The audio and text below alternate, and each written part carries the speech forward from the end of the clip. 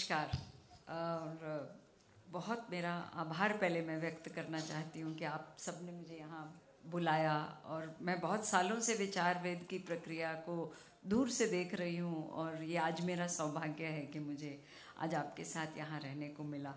मैं माफ़ी चाहूँगी कि मैं मराठी अब समझ तो लेती हूँ, लेकिन बोलना मुझे शर्म आती है क्योंकि वो मैं गलती करूँगी फिर अच्छा नहीं लगेगा।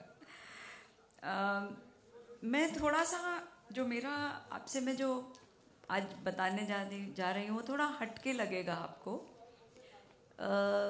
तो देखिए, पहली बात तो यह है कि जब महिलाएं और अर्थव्यवस्था की बात होती है तो हम हमेशा सोचते हैं, मतलब जो अभी तक का तरीका रहा है, हमें लगा कि भाई भागीदारी हो, पार्टिसिपेशन और समानता हो महिलाओं के लिए, ठीक है। लेकिन अब ये जो जिसे जेंडर क्वेश्चन कहा जाता है, महिलाओं का जो सवाल है अर्थव्यवस्था को लेकर या सामाजिक व्यवस्था को लेकर, वो एक बड़े इससे ज़्यादा व्यापक सवाल का एक अंश बन गया है। और वो सवाल ये है कि प्रॉस्पेरिटी तो दूर की बात है, मतलब बहुत ज़्यादा खुशहाली तो बहुत बड़ी एक उपलब्धि होगी, लेकिन सर्वाइवल हमारे समाजों का दुनिया भर में मध्यम वर्ग के लिए भी एक समान स्थिति बनी रहे अर्थव्यवस्था की 2050 में, जबकि पॉपुलेशन दुनिया की 9.8 बिलियन हो जाएगी। 9.8 बिलियन लोग होंगे 2050 में। आज से मतलब खाली 32 साल बाद, कुछ नहीं होता। जो यंग लोग बैठे हैं, आप तो प्राइम ऑफ लाइफ में होंगे जब ये घड़ी आएगी।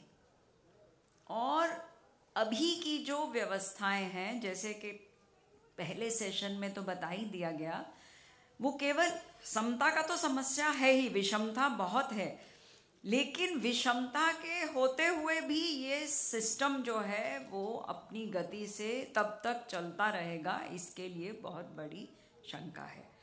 अब पहले क्या था कि जब हम अर्थव्यवस्था की बात सोचते थे तो दो विचार रहते थे, मतलब दो मोटे मोटे खेमे थे।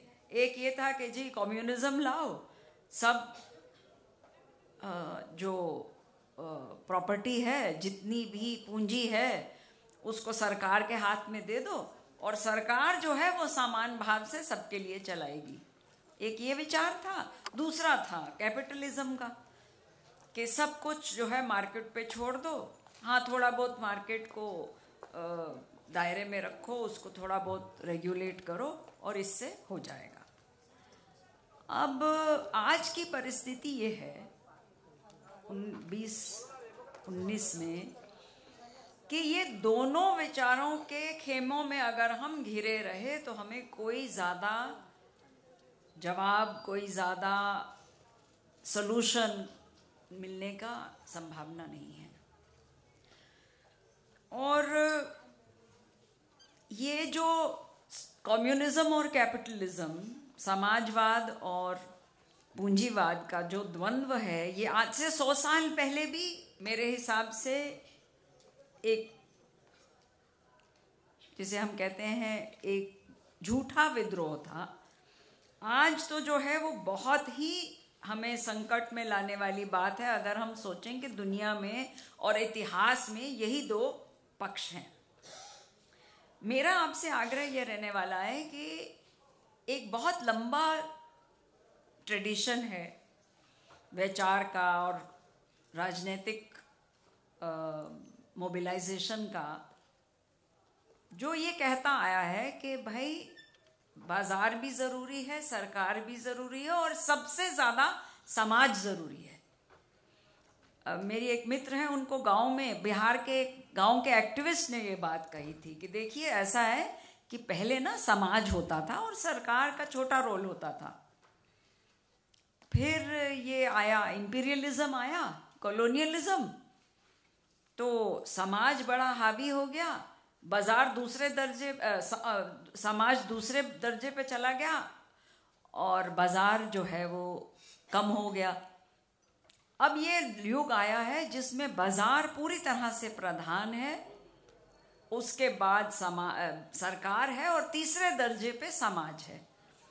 तो मेरा आग्रह आपसे यह है कि इसको हम कैसे बदलें ताकि समाज जो है जिसमें हम एक्चुअली हमारी रोज की जिंदगी, हमारे जिंदगी के बड़े फैसले जो हम करते हैं, जिंदगी है ही क्या, हम जिंदा क्यों हैं और जिंदगी में आनंद लेने का मतलब क्या है और उसको हम कैसे हासिल करें, ये सारी बातें समाज के स्तर पे तय होती हैं।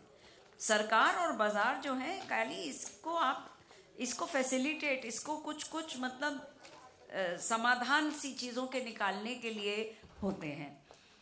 अब देखिए, कुछ बहुत बड़ी जो पुरानी सर्टेनिटीज थी, जिन चीज़ों पे हमें पूरा भरोसा था कि ये हैं और ये कायम रहेंगी, वो पिघली हैं और इसमें मैं एक मौका देखती हूँ। जैसे कि जिन लोगों को आज से 20-25 साल पहले जब हिंदुस्तान में ये वैश्वीकरण आया, तो जिन लोगों को बहुत पक्की उम्मीद थी कि देखिए वो सारे लोग जो हैं फायदे में आएंगे, गरीब भी फायदे में आएंगे, आज वो मान रहे हैं कि ऐसा नहीं हुआ और होने की कोई संभावना नहीं है। दूसरे दर्जे पे ये उससे जुड़ी हुई बात है कि जिन लोगों को हम जो विमेंस मूवमेंट में रहे 80 के दशक में, हमें ये बड़ा पूरा भरोसा था कि जैसे जैसे लड़कियां ज़्यादा पढ़ जाएंगी, नौकरियों में आ जाएंगी, तो उनकी सामाजिक स्थिति भी बदलेगी। कुछ हद तक बदली है, हम ये बिल्कुल नहीं मैं कह रही हूँ कि नहीं बदली, लेकिन जितनी बदलने की हमें उम्मीद थी उतना नहीं हुआ। ये भी हमें देखना पड़ेगा कि क्यों ऐसा हुआ। इसका मैं आपको एक उदाहरण देती हूँ। मेरी एक मित्र है, वो सिलिकॉन वैली में सिस्को नाम की एक कंपनी में काम कर रही थी। उसने मुझे बताया कि उसके साथ काम करने वाली भारत से आई हुई महिलाएं हैं जो आईटी की एक्सपर्ट्स हैं, मतलब नौजवान महिलाएं जो आईटी एक्सपर्ट बन के अमेरिका में सिलिकॉन वैली तक काम करने पहुंच गई हैं, लेकिन वो शादी करने के लिए डाउरी देने को तैयार हैं।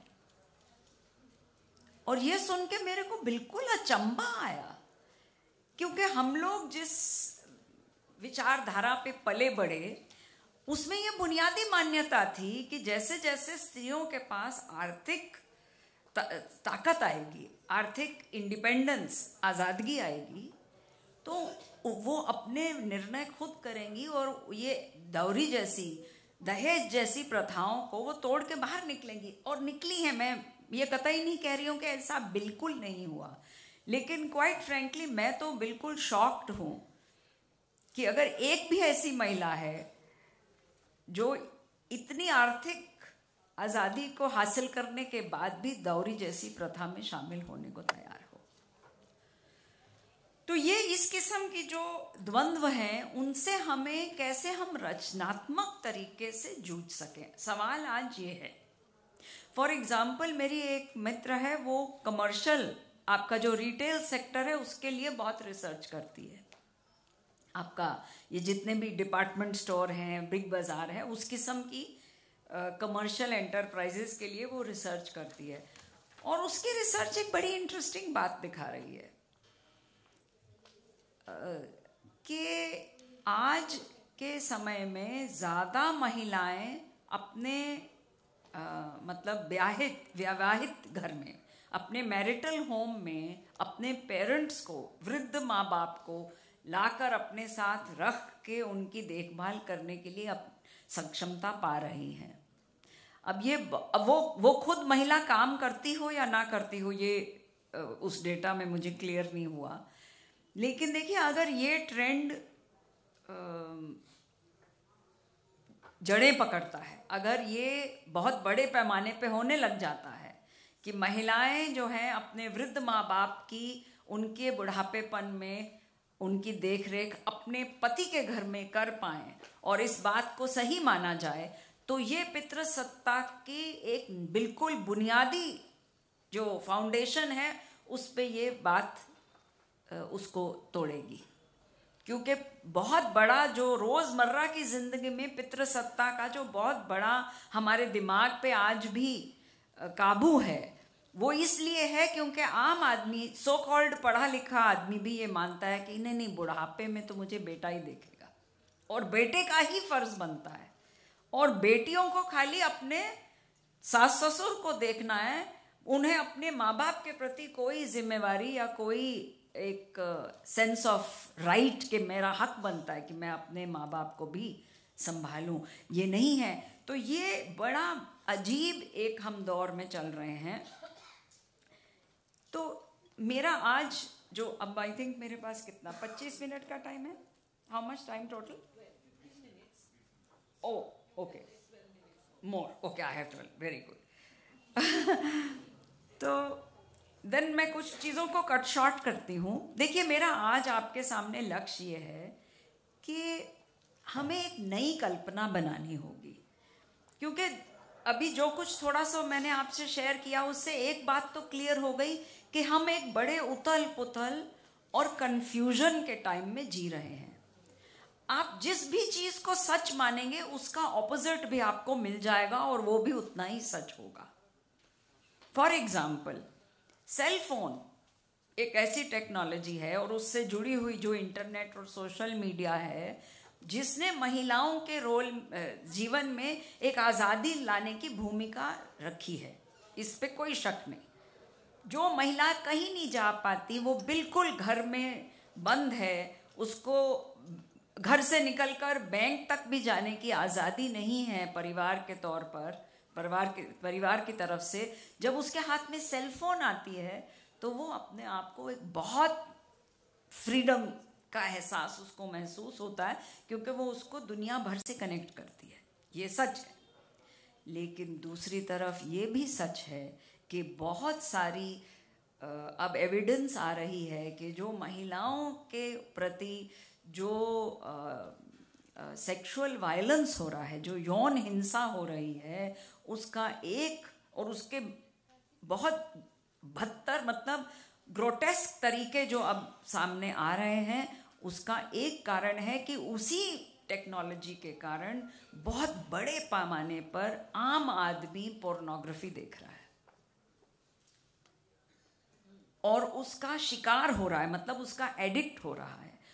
तो इस तरह की जो द्वंद्व हैं हमारे टाइम में कि वही चीज़ जो इतने फायदे की है, वही टेक्नोलॉजी उससे भी ज़्यादा नुकसान भी दे रही है, इन द्वंद्वों को हम बैन की मानसिकता से नहीं सॉल्व कर पाएंगे कि जी चलो इस चीज़ को बैन। अब आप सब जानते हैं सेल फोन को तो बैन करना संभव भी नहीं है। कैसे करेंगे आप? कौन सा कानून लाएंगे? बगावत हो जाएगी। और क्यों बैन करेंगे जबकि उसके फायदे भी हैं?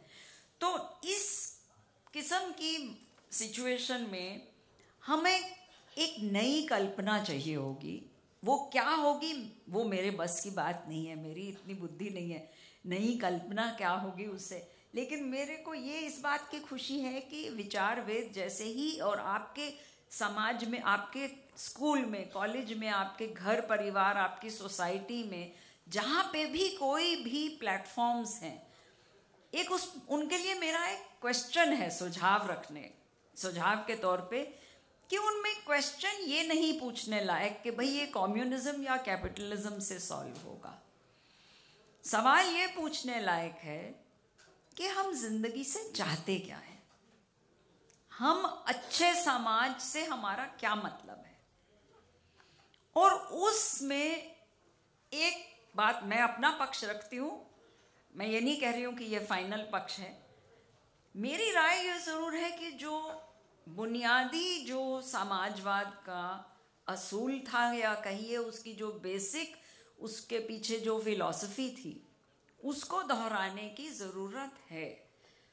मैं इसमें कार्ल पोलानी एक बहुत बड़े पॉलिटिकल साइंटिस्ट रहे,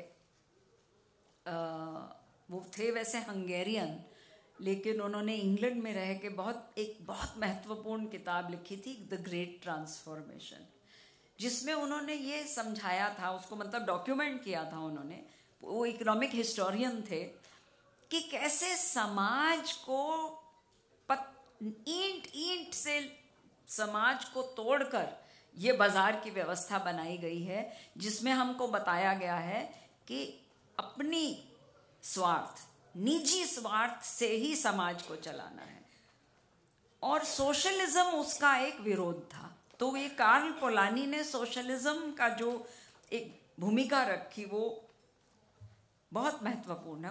उनका कहना था कि सोशलिज्म से कतई डिक्टेटरशिप का मतलब नहीं है, किसी भी किस्म की तानाशाही जो है वो सोशलिज्म नहीं हो सकती, वो क्लास के नाम में हो या हिंदुत्व के नाम में हो, किसी के भी किस्म की तानाशाही के विरोध में सोशलिज्म खड़ी है। दूसरी बात कि वो एक ओपन समाज जिसमें उसके पक्ष में है। ओपन समाज, खुला समाज वो होता है जिसमें हम हर समय अलग अलग तरीके से इस बुनियादी प्रश्न को देखते रहें, परखते रहें कि भाई जीवन का माने क्या है और हम क्यों जिंदा हैं और हमें क्या हासिल करना है।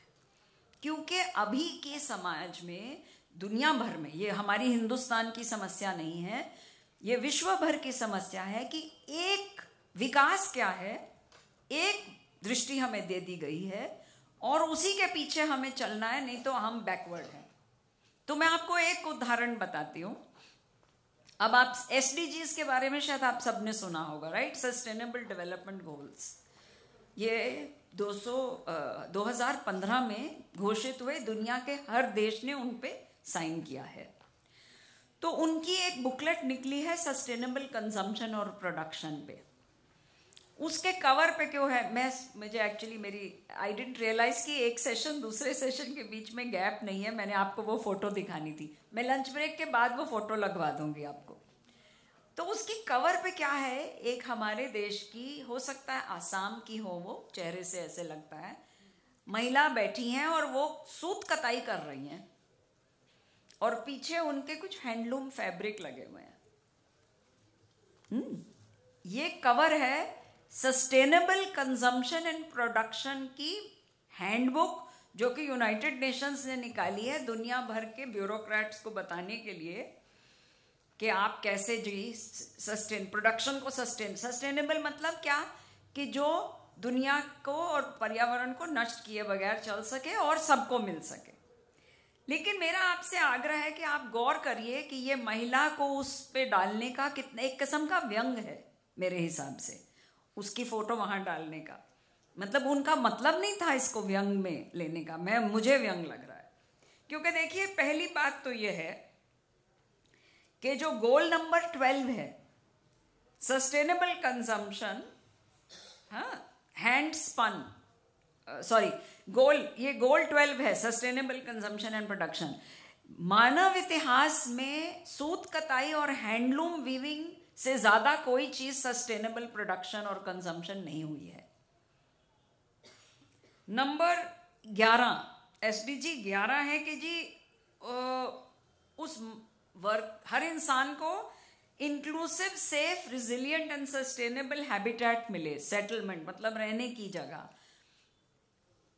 आई थिंक हम मान के चल सकते हैं कि जिस गांव में वो महिला रही होगी, जब तक उसका समाज कायम था और कोई बड़ी दुर्घटना ना हो रही हो उसके आगे पीछे, तो ये उसको हासिल होगा कि सेफ एंड इंक्लूसिव उसका घर होगा। नंबर 9 कि उसके पास रिजिलियंट इंफ्रास्ट्रक्चर हो।